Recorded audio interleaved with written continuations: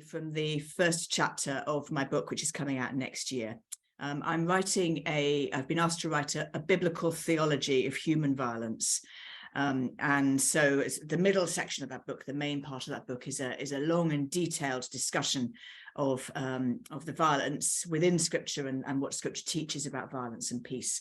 But as a setup, in order to bring some contemporary ideas into conversation with that, I take a brief survey of a number of contemporary theorists of violence who offer a range of insights, I think, and things which we might want to listen to, challenge, dialogue with Scripture.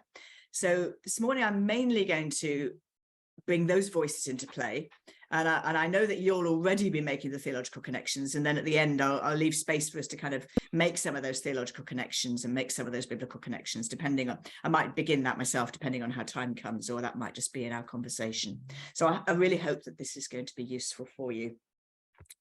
So I'm going to begin by giving voice to Steven Pinker. Now, Steven Pinker is an atheist, a well-known writer, at least in the UK and the US. And he wrote a very thick book called The Better Angels of Our Nature, The Decline of Violence in History and Its Causes. And essentially, in long and sometimes excruciating detail, he makes an argument that violence is actually declining globally in our day, despite the feeling we might have otherwise. And here's a quotation which makes sense of to give an example of that. He says, the decades since World War II have been decades of progress for racial minorities, for women, for children, for gay people, and even animals. In every case, quantifiable measures of violence, hate crimes and rape, wife beating and child abuse, even the number of motion pictures in which animals were harmed, all point downwards. I have to say that Pinker's thesis is not uncontested, and a number of people have taken up the pen to disagree with him. A good example would be the Orthodox theologian and essayist David Bentley Hart, who wrote, this is actually a blog where in this blog he kind of outlines a number of criticisms that he has of Pinker's work. So he says, first of all, that Pinker is too optimistic, and actually that Pinker, in his convicted atheist ideology, which is an ideology of the Enlightenment, he's far too optimistic about the Enlightenment project. So he doesn't spare his words in this blog about Pinker. So, for example, he says in Pinker's book, one encounters the ecstatic innocence of a faith unsullied by prudent doubt. For me, it reaffirms the human spirit's lunatic and heroic capacity to believe a beautiful falsehood, not only in excess of the facts, but in resolute defiance of them. So, as you can imagine, as you can hear, Bentley Hart is firmly in disagreement with Pinker. Methodologically, he says that Pinker homogenizes the Middle Ages, which of course are a vast and diverse time and place that we refer to in that term, and that Pinker treats them as a single historical, geographical, and cultural moment. Sorry, I've realised that I'm obscuring my own screen with your faces. Let me just rearrange my Zoom thing a little bit so that I can see my own notes. Oh, I may just have to keep moving you around, that's fine. He says that Pinker is selective in his use of evidence, and that, as I've already mentioned, he has an over-optimistic interpretation of the Enlightenment project, which is ideologically driven. Pinker emphasizes not the dark side of the Enlightenment, such as scientific racism, state absolutism, Jacobinism, and the rise of murderous ideologies and so on. But he emphasizes the nice Enlightenment of perpetual peace and the rights of man and so on. And finally, he says that Pinker's use of statistics is misleading. And this is quite an interesting point, I think. So Paynter likes to estimate the number of violent deaths in a particular place at a particular time, and then calculate that as a proportion of the population. And then he says, well, yes, okay, the 20th century saw however many million violent deaths, but as a proportion of the global population, or even within nations, as a proportion of the state, the national population, these figures are lower.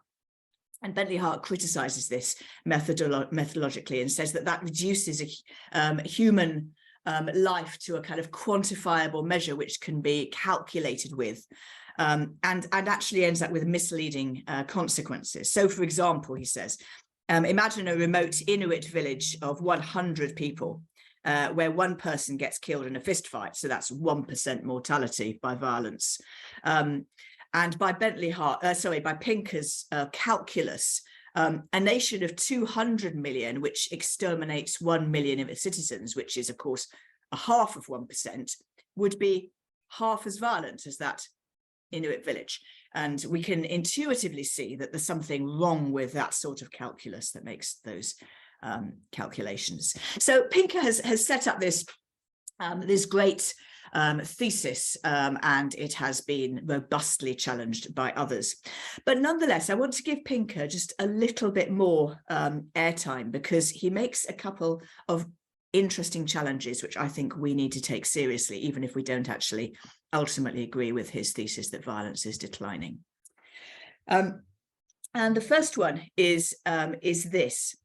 And I'll quote again: if the downward trends have a few things in common, in each case, they had to swim against powerful currents of human nature. These include the dehumanization and demonization of outgroups, men's sexual rapacity and their proprietary sentiments towards women, manifestation of parent-offspring conflict, such as infanticide and corporal punishment, the moralization of sexual disgust and homophobia, and our meat hunger, thrill of the hunt, and boundaries of empathy based on kinship, reciprocity, and charisma. And what Paynter is saying here is that this downward trend in violence, which he thinks he's detected, is surprising, because human nature is fundamentally violent. And so, you know, all our instincts, and he kind of lists these examples here, all our instincts tend towards violence. Now, that's an important question that Paynter is asking us, I think, and one that I think we need to grapple with biblically and theologically. Do we agree with Paynter's assertion, and how might we wrestle with that? So let me just leave that question there for now, and we'll come back to it. The other thing that Paynter says, which I think we need to pay attention to, is this. And here his atheist ideology is loud and clear. As if biology didn't make things bad enough, the Abrahamic religions ratified some of our worst instincts with laws and beliefs that have encouraged violence for millennia. The demonization of infidels, the ownership of women, the sinfulness of children, the abomination of homosexuality, the dominion over animals, and denial to them of souls. So here Paynter makes a very strong challenge. I'm getting the simultaneous translation in my ear at the moment. Is that? Yeah. Яніна, вам потрібно переключити канал.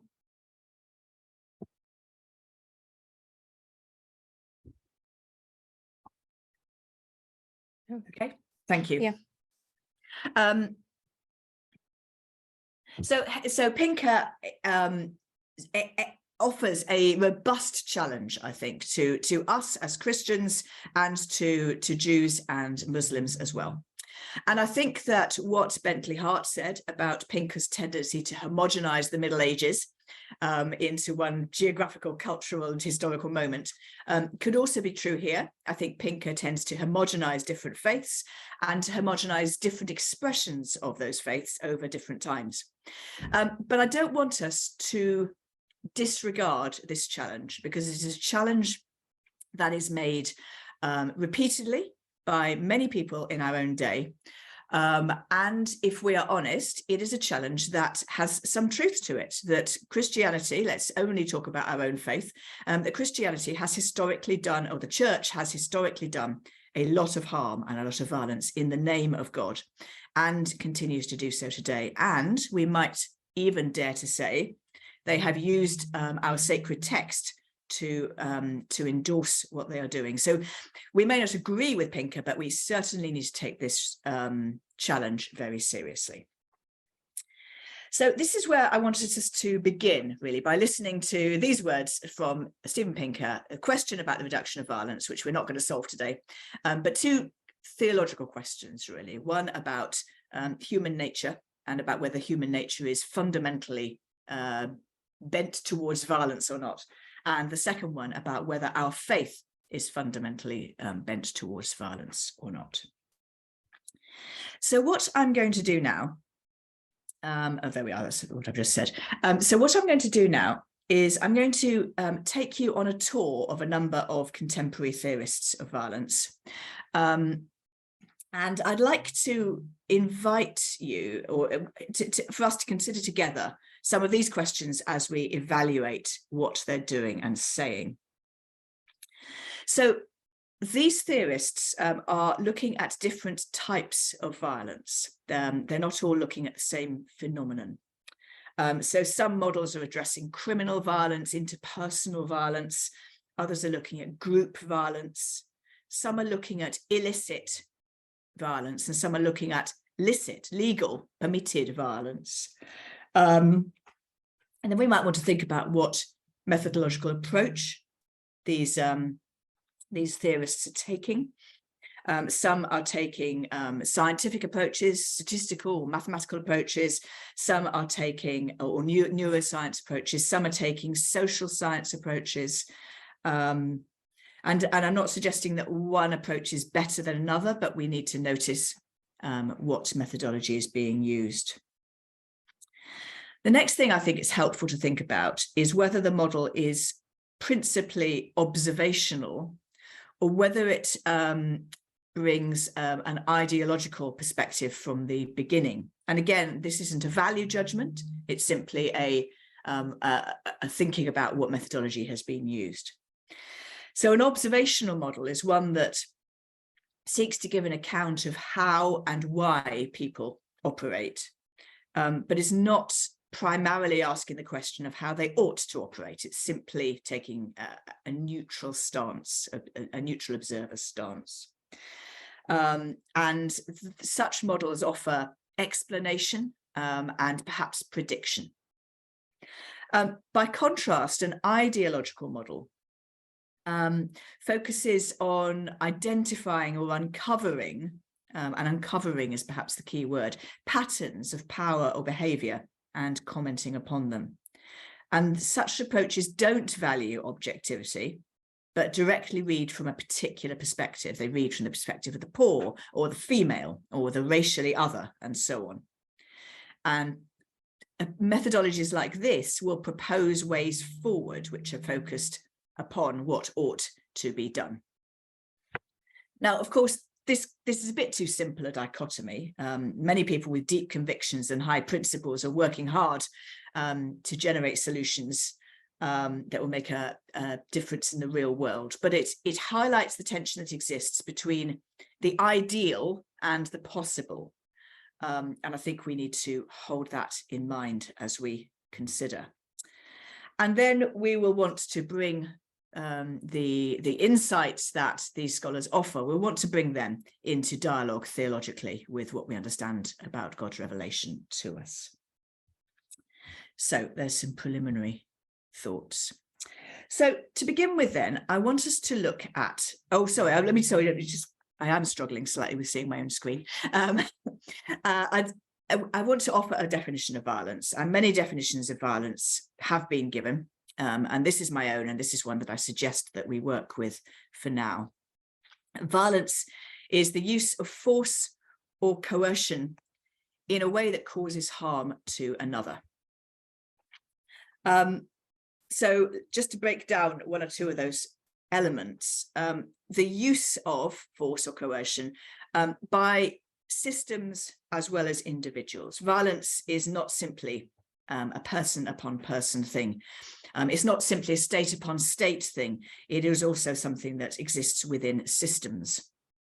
Force or coercion.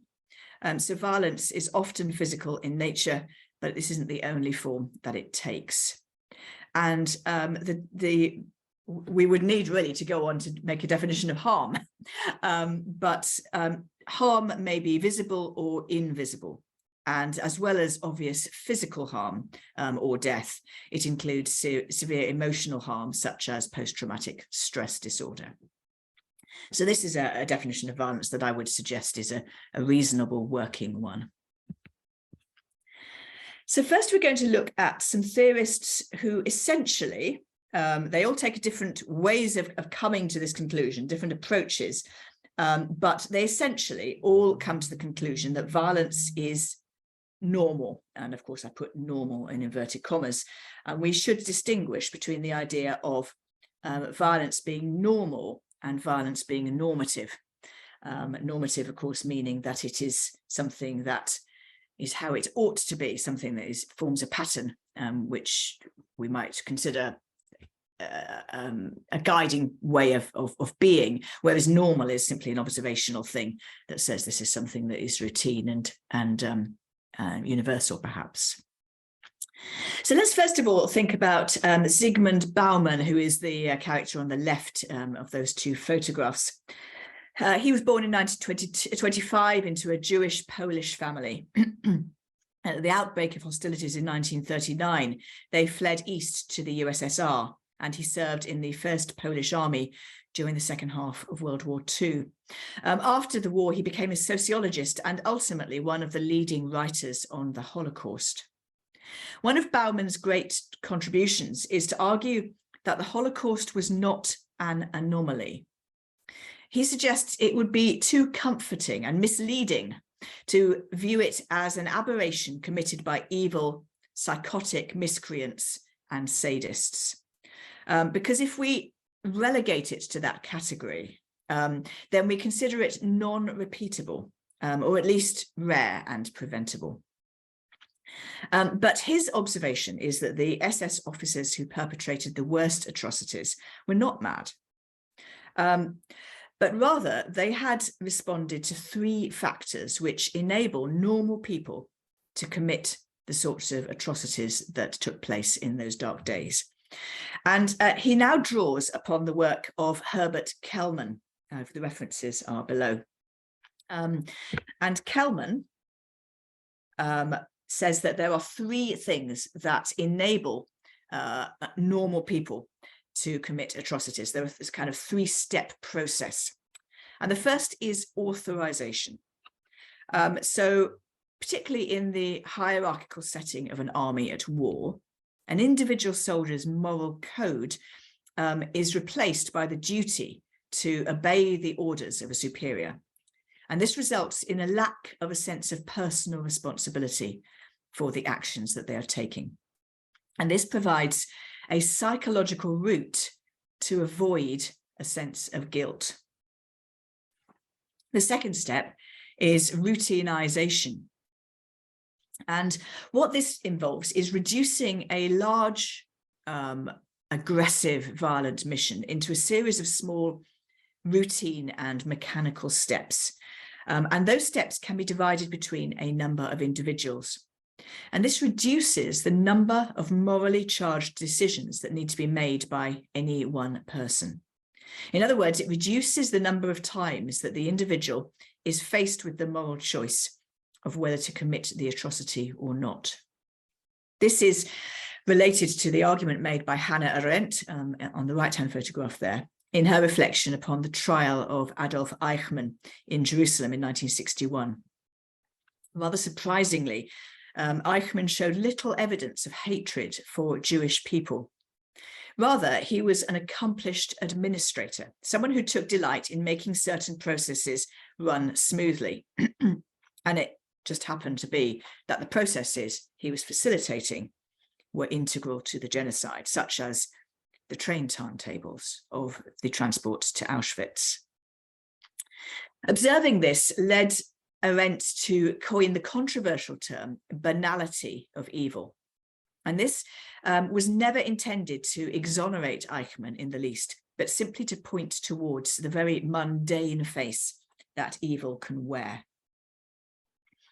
And then the final step is to render the intended victims inhuman in the mind of the aggressor by stripping them of identity and community.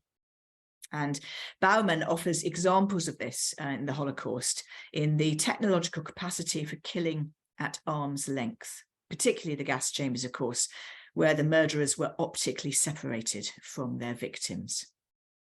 And this dehumanization, which takes place in a range of ways, not simply the one I've just described, removes the last moral constraint, which might otherwise prevent the soldier from committing the murder. Ironically, of course, this process acts in reverse and actually dehumanizes the victimizer too. Now, these chilling conclusions are borne out by the work of the historian Christopher Browning, who looked at involvement that was even more direct than Eichmann's. On July the 13th, 1942, 500 men of the German Reserve Police Battalion 101 entered the Polish village of, oh, I'm sorry, there's people here who will know how to pronounce this. I'm going to say Joszewów, but I apologize, I've probably mispronounced that, and began an action which only ended after 38,000 civilian Jews had been shot at close range and a further 45,000 deported to Treblinka. Now, what was unusual about this massacre is that it was conducted not by the SS or their like, but by a rearguard unit of non-professional soldiers, of ordinary men. They were dock workers and shop workers and teachers and so on. But at least 80% of them participated in the close-range shooting of men, women, and children. They weren't obliged to do so. Their commander offered them the opportunity to serve behind the lines elsewhere. And a small proportion took up that offer, but the majority didn't. The majority continued with the action. 20 years later, the state prosecutor began an investigation into this action. 210 men from the unit were still alive at that point, and they were brought in for questioning and trial. And Christopher Browning later analysed the transcripts of their trials and the transcripts of their interviews, and also covertly recorded conversations in the cells. And he was asking the question of what could bring these ordinary men to commit the atrocities that they did. His work also used the well-known work of Stanley Milgram, which was, I don't know if you've heard of it, the electric shock treatment. Volunteers were brought in and told to administer electric shocks to other people, a gradually increasing series of electric shocks. Actually, no electric shocks were being delivered, but these volunteers were willing, under instruction, to ramp up the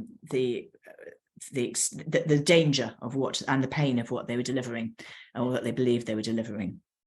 And so Browning's work interacts with Milgram's work, and he reaches these conclusions.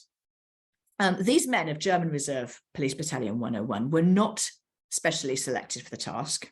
They were not placed under duress. They were not being forced to do it. They were not significantly indoctrinated ideologically. The factors which were important were a sense of peer pressure, a desire not to seem weak in front of the others, and a gradual brutalization. In other words, you don't start by asking someone to shoot a child in the head. You begin with a much smaller crime and gradually desensitize the person that you're trying to do this to until they are willing to commit that most extreme atrocity. In 1971, Philip Zimbardo and colleagues ran the now infamous Stanford prison experiment, and this would never receive ethical approval today, but it did in 1971. A group of healthy young male student volunteers were taken and screened this is important, they were screened for being stable and mature, and for they were excluded if they showed any signs of antisocial behaviour. And 24 were selected and randomly assigned to be a prisoner or a guard in a simulated prison. And it was a 2-week assignment. The guards were told that the experiment was to test the responses of the prisoners, but really the experiment was about the actions of the guards. Certain limits were placed around what they were and weren't permitted to do, but within those limits they were allowed to conduct the prison as they saw fit. And very quickly, some of those pseudo guards began to overstep their agreed protocols. They didn't commit physical violence because they weren't permitted to, but there was a great deal of verbal abuse and aggression. There was sleep deprivation. And when the experiment was terminated early, even though they weren't going to lose out financially as a result, a number complained bitterly that they were being prevented from continuing for the full 2 weeks. And Zimbardo studied these guards and the ones who didn't behave the same way, and observed that about a half of the guards could be described as tough but fair. A smaller proportion were kind and did small favours for the prisoners, but about a third seemed to take a sadistic delight in their role. So building upon the work of Zimbardo and upon the work of Stanley Milgram, Christopher Browning says these chilling words. If the men of Reserve Police Battalion 101 could become killers under such circumstances, what group of men cannot? And although we've been talking about men and everybody we've been speaking about in terms of the experiments and of the actual crimes were male, I think that we would want to be cautious about excluding women. And I would probably rephrase Browning as, if the men of Reserve Police Battalion 101 could become killers under such circumstances, what group of people cannot? We'll move on to a different set of experiments and investigations. And this is the work of James Gilligan. James Gilligan is a psychiatrist. He's the former medical director of the Bridgewater State Hospital for the Criminally Insane, and he's director of mental health for the Massachusetts prison system. So he has close and extensive experience with people, mostly men, who have committed criminally violent acts. And he wrote a seminal book, which I've referenced at the bottom there, Violence, Reflections on a National Epidemic. And his use of the word epidemic, as a physician, his use of the word epidemic is not incautious. He concludes that that violence is a public health issue in the United States and no doubt beyond. He says this: the only way to explain the causes of violence so that we can learn to prevent it is to approach violence as a problem in public health and preventative medicine, and to think of it as a symptom of life-threatening and often lethal pathology, which, like all forms of illness, has an etiology or cause, has a pathogen. So he's asking these deep questions of what is the cause of criminal violence. So he's not asking a theological question. He's not asking a moral question, really. He's simply asking what is the cause. Although, interestingly, he makes some comments which have a significant theological resonance later on in his book. So his studies identify that the explanation for most criminal violence lies in the near ubiquity of deep shame among violent criminals. And he defines shame as the absence or deficiency of self-love. Violent crime is irrational and self-destructive and linked to self-loathing. And it frequently has its roots in an abusive upbringing or severe trauma. And he says this: I have yet to see a serious act of violence that was not provoked by the experience of feeling shamed and humiliated, disrespected and ridiculed, and that did not represent the attempt to prevent or undo this loss of face. And this extreme sense of shame results in what he terms living death. Prison inmates describe themselves as robots or zombies or vampires, or believe that they are already decomposing. And he says this sense of living death makes ridiculous the idea that capital punishment serves as a deterrent, because these men regard themselves as already dead and just can't wait to have an end to their ongoing experience of living death. Notice he's not seeking to exonerate people or to excuse violence. He doesn't underplay its criminality, but he's simply trying to understand what drives it. He does talk a little bit about male violence in particular, and speaks about the horror of dependency. The emotion that causes the horror of dependency is shame. And he says this: men, much more than women, are taught that to want love or care from others is to be passive, dependent, unaggressive, and unambitious, or in short, unmanly, and that they will be subject to shaming and ridicule and disrespect if they seem unmanly in the eyes of others. So he sees this as part of what we might term toxic masculinity. He also speaks about the role of systems of humiliation in setting people up perhaps that's not quite the right word, the role of systems of humiliation in predisposing people in this way, particularly children who have been routinely humiliated, but then prisons which perpetuate that cycle of shaming and humiliation. And he then makes a very interesting theological term, and as far as I can tell, I can't see that he's a Christian. He doesn't write as a Christian anyway, but he does say this interesting comment: the death of God, and by that, of course, he's speaking about that in the Enlightenment sense of, the end of the belief in God widely in society. The death of God is such a tragedy, not because we no longer have anyone to uphold the moral law, but because we have no one who is capable of forgiving us. He says we're very good at upholding law. That's what our prison systems and our judicial systems do. But what we are very poor at is forgiving and helping people to escape those cycles of shame and humiliation. Okay, let's move on now to a different one. Forgive the detail on this slide. I'll talk through it a little bit. This is the challenge which Pinker has already made, and which many other people make, which is that religion causes violence. And this is often offered as a truism.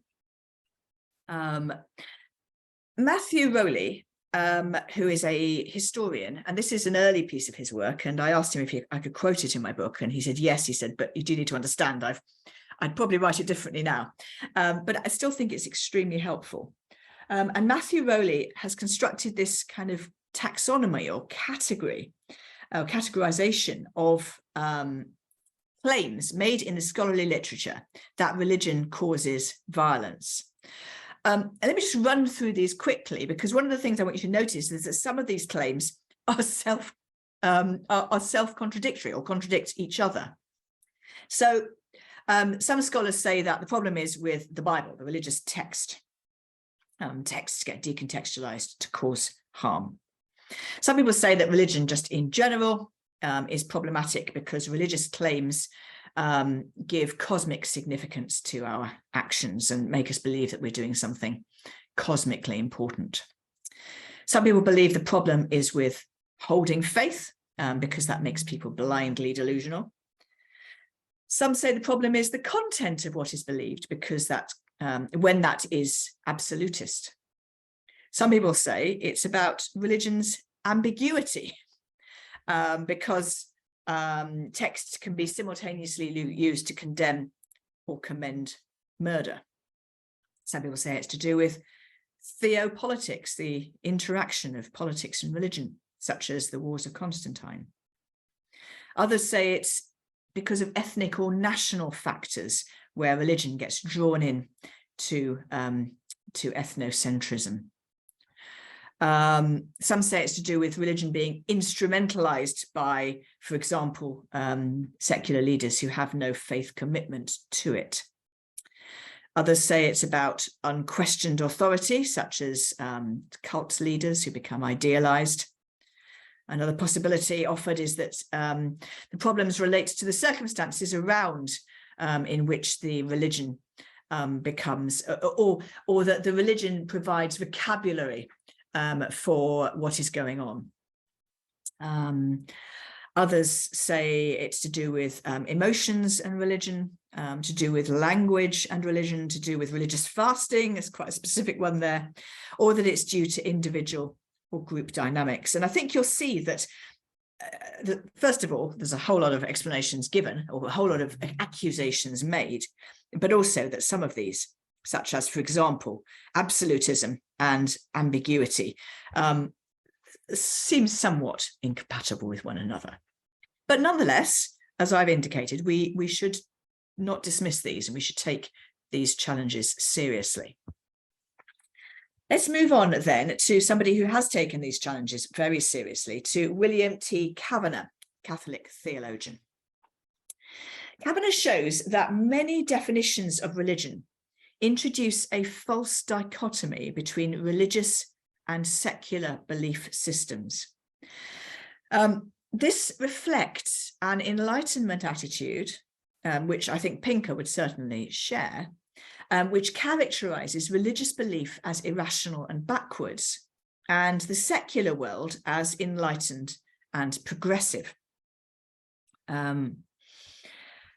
So Kavanagh then interacts with a book by Charles Kimball, reference to the bottom of the slide there, called When Religion Becomes Evil. And in his book, Kimball identifies 5 warning signs to indicate when a religion is going to become harmful. And these 5 warning signs are these: when the religion starts making absolute truth claims, when it demands blind obedience, when it starts speaking in the language of an ideal time for action, when it starts declaring that the end justifies the means, and when it declares holy war. And when those manifestations appear, says Charles Kimball, we need to notice that religion is becoming toxic, is becoming in danger of becoming violent. Now, what Kavanagh then says, based on thinking about Kimball's work, is that we see all 5 of these things happening in secular movements of violence as well.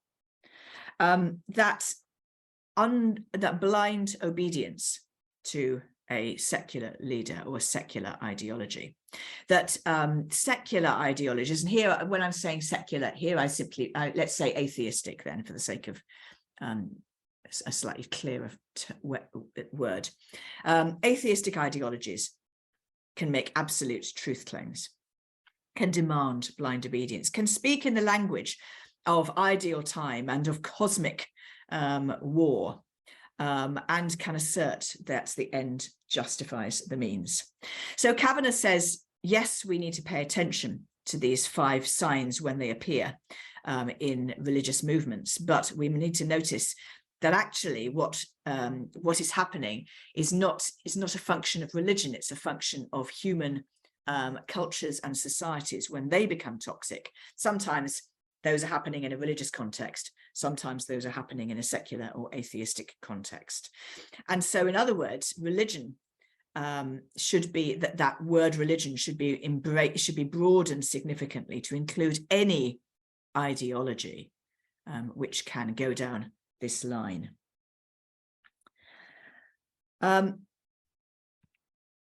However, we shouldn't just let ourselves off the hook too quickly by saying everybody does it. I do think it's fair to say that some of the accusations made specifically against religions are, in fact, I'll just read you this quotation here. Jim Jones was I think he was a cult leader in the US under whose leadership a great massacre happened. I can't remember the details exactly now, but you get the idea. I'm sure you know who Osama bin Laden was. And Kavanagh says this: the beliefs of the Jim Joneses and Osama bin Ladens of the world are a significant part of the problem of violence in the 21st century. But at least equally significant is the evangelical zeal with which free trade, liberal democracy, and American hegemony are offered to or forced upon a hungry world. And actually, I've got another quotation, which I'll just try and find a second, because I think it's very helpful. The uncritical assertion of religion's link with violence provides, Mrs. Kavanagh, a stock character, the religious fanatic, to serve as enemy. And thereby it serves to justify secular violence in the public discourse. And the idea then in society is this: because those irrational religious, those irrational religious people are exercising illegitimate violence, because of that, now we, rational, secular, sane people, have to make recourse to legitimate violence. And this very cutting phrase, sentence which Kavanagh offers, we find ourselves obliged to bomb them into liberal democracy. So that's Kavanagh. Now, this is Regina Schwartz, who wrote this book called The Curse of Cain, The Violent Legacy of Monotheism. And her argument is that monotheistic religions tend towards violence because of their emphasis on exclusivism, on the scarcity of divine blessing, the idea, to put it crudely, that God has only so much love to share around, and therefore that people need to strive for it. The idea that there is an exclusivity of truth, which demarcates us from them. So she says this: when everything is in short supply, it must all be competed for: land, prosperity, favor, power, even identity itself. In many biblical narratives, the one God is not imagined as infinitely giving, but as strangely withholding. Everyone does not receive divine blessings. Some are cursed with dearth, shortage, and with death, as though there were a cosmic shortage of prosperity. While I was heartened to discover that the Bible does offer glimpses of a monotheistic plenitude instead of scarcity, the heavens rain enough bread to feed everyone, those moments have not held the same command in our politics, in our culture, and in our imaginations that the biblical myth of scarcity has. Now, I think this argument deserves careful consideration. Note that it isn't wholly resting on what Scripture says, but also, in that last sentence, how Scripture has been used.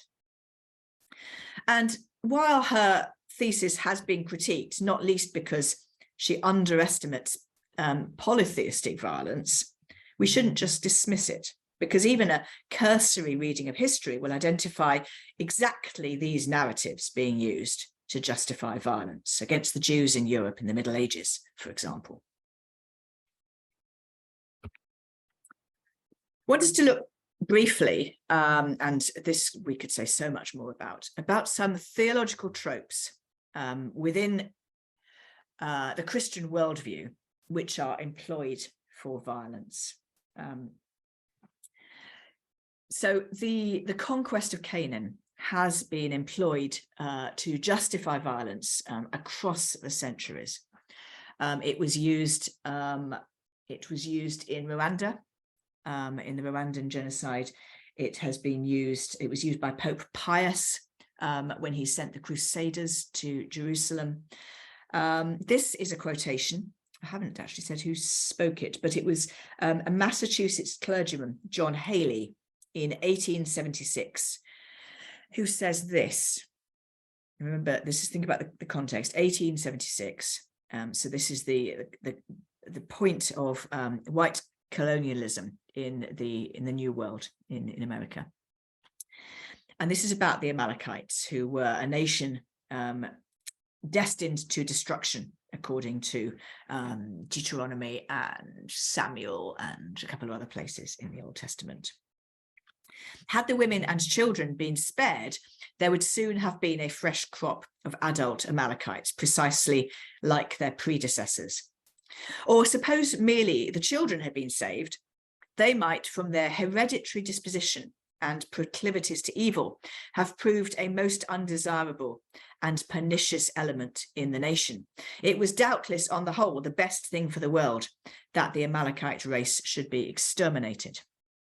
And so this man and his clergy predecessors used the Amalekite stories to justify the annihilation and expulsion of the Native American peoples. And out of this ideology grew the eugenics movement as well, because you can see that language of hereditary disposition to evil, which is what underlies the eugenics movement. A completely different example is the example of the way that Israel and some of the prophecies made about Israel are misunderstood. Sorry, thank you. It's the way that Israel and prophecies around Israel are misunderstood and misapplied. I'm very fond of saying to my students that bad theology makes people kill each other, or can make people kill each other. And this is a very good example. Here's a quotation from Munter Isaac. Munter Isaac is a Palestinian, an evangelical Palestinian theologian who lives and works in Bethlehem and does very good, faithful and gracious theology in a context where a great proportion of the theology that is being kind of offered to the world and kind of projected into Palestine, Israel, is quite the opposite. And he says this: in a Zionist ideology, the Palestinians have become the unchosen other. As with the Canaanites before them, the interest of the people of God trumps their own value and worth. A theology, and sorry, people of God should be is in scare quotes there, you understand. So the idea that Israel is still the people of God.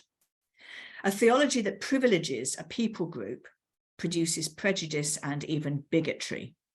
For Christian Zionists, Palestinians are often an irrelevant afterthought. They are secondary to the interests of Israel. And obviously there's a whole lot more we could say about that. But I just want us to notice this use of Christian theological tropes to cause violence. And then we could talk a bit about eschatology and different eschatological movements and how they can be used to cause violence. But a different example can be found in a racist and anti-Semitic group called Christian Identity. And they came into being in the mid-20th century. They believe that the lost tribes of Israel migrated to the British Isles.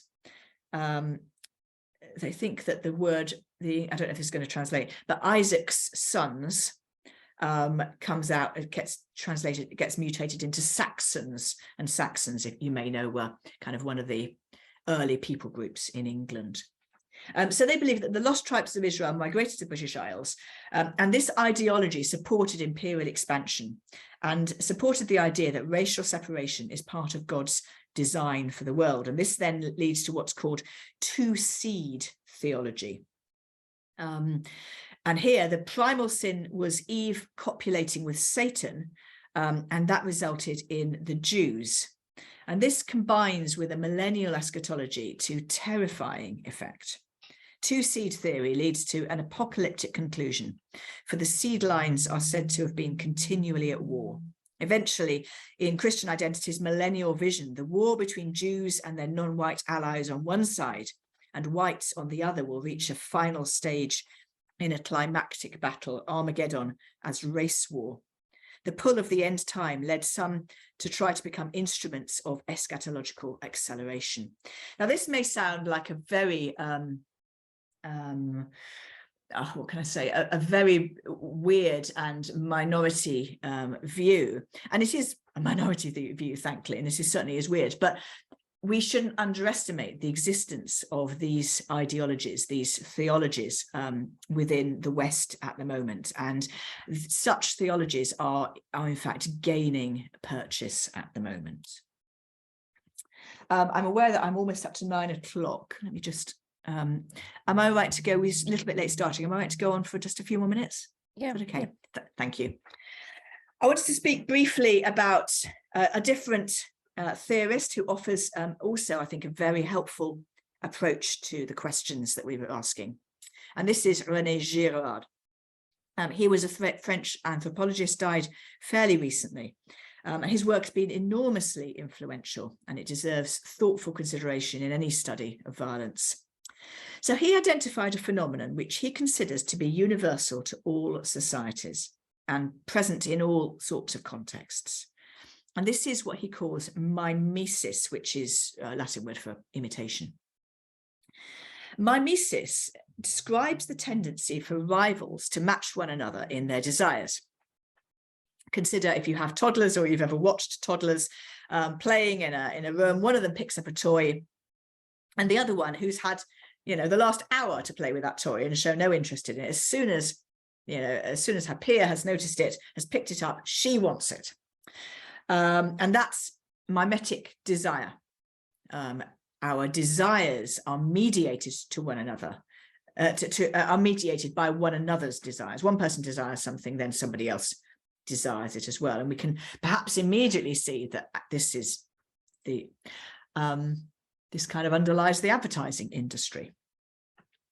Now, it's not just desire that becomes mimetic, but violence then becomes mimetic as well.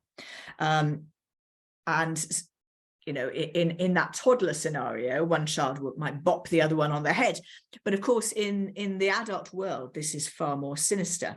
There's a very classic example of this a few years ago, where Donald Trump tweeted this about the North Korean leader Kim Jong-un. And he said, Kim Jong-un just stated that the nuclear button is on his desk at all times. Will someone from his depleted and food-starved regime please inform him that I too have a nuclear button, but it is a much bigger and more powerful one than his, and my button works. Now, apart from the fact that this was just demonstrates the childishness of that man, but actually what this demonstrates is mimetic violence. He's got a nuclear button, I've got a nuclear button too. Terrifyingly. Left to itself, as Girard sets out his thesis, violence would heap upon violence, continually mirroring and slightly exceeding the next, until the two parties destroy each other. Now, in order to escape this crisis, a scapegoat is chosen. And this is an individual or a group who bears similarity to both parties, but also a difference. They might have a physical disability or a different religion or skin color. They might be believed to be a witch, or they might have any one of a number of other markers of difference. And this scapegoat then becomes the object of all against one violence. So both sides in this mimetic rivalry then turn their violence upon this third party, this other. They expend their violence and peace is restored, at least for the time being. But key to this working is the lie that the scapegoat was guilty. And this process will not work unless both parties believe that the scapegoat deserved what was coming to them. A very good example of this actually is found in the Gospel of Luke, where Pilate and Herod, who have been rivals, collude in Jesus's humiliation and murder. And Luke 23 verse 12 says this: that day Herod and Pilate became friends. Before this they had been enemies. And this is exactly what Girard is describing. Girard was a Catholic, and although he's critical of the ways that the church has historically associated itself with sacred violence. He's very positive about what he considers to be the true message of Christianity. And what his perspective on the cross is that the violence was entirely human, and that what happens at the cross is Jesus is the ultimate innocent victim, and that in willingly surrendering to the cross, he exposes the lie. He exposes the lie of the guilt of the scapegoat, and thereby he begins the unraveling of these systems and structures. And this is a very complex theory, but I just wanted to outline some of the big ideas, because I think this has great explanatory effect for the ways that societies work. So what I'd like to do then, with your permission, is open us up for some discussion perhaps around some of the theological implications of some of the ideas we've heard. Just to kind of recap some of the main ones. The question of whether violence is ontological, is it ontologically existent, or is it something that came into being later, after creation, if you like, through human action? Related to that is, what do we think about this assertion of the universal human capacity for violence? Is that true? Do we think that that is supportable scripturally, or are there other theological ways of understanding that? This idea of desire, as Sir Girard would say, that desire is what drives violence. Disordered desire is the fundamental problem. What do we think about that theologically and biblically? What about Gilligan's perspective of the role of shame in violence? Do we have any theological resources which can help us grapple with that question? I think it's worth thinking about the idea of mimesis as whether it has to be a wholly negative force where we mirror one another in our desires and our violence, or whether there is any way in which mimesis can work constructively. I think we maybe could have a conversation around religion's capacity for violence and how we respond to some of the challenges that Steven Pinker, Regina Schwartz offered. We might want to think as well about what Kavanagh said about secular violence. And although we haven't mentioned this, I'd like to open up the question of what the role of compassion and empathy might have in all of this, and what theological resources Scripture offers us with regard to compassion and empathy, and whether they can have an influence in these cycles of violence. So that's quite enough from me. I hope that has opened up some interesting ideas for theological reflection.